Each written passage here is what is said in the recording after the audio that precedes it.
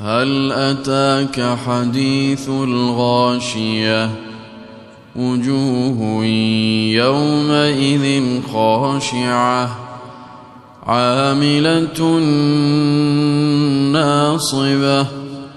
تصلى نارا حامية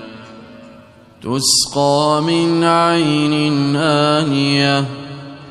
ليس لهم طعام إلا من ضريع لا يسمن ولا يغني من جوع وجوه يومئذ ناعمة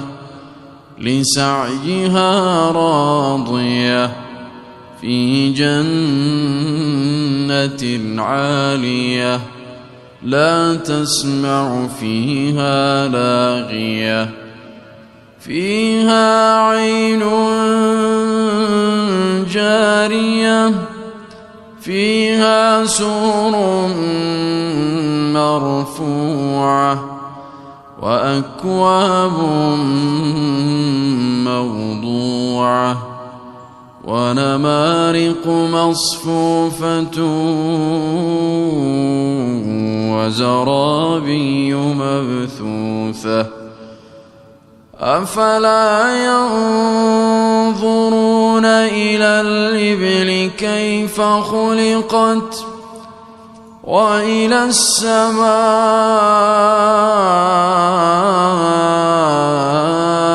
كيف رفعت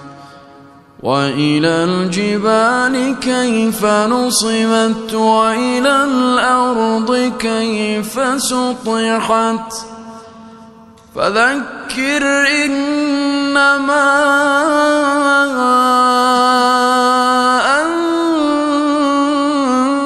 أنت مذكر لست عليهم بمسيطر إلا من تولى وكفر فيعذبه الله العذاب الأكبر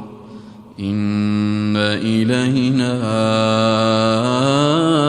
إيابهم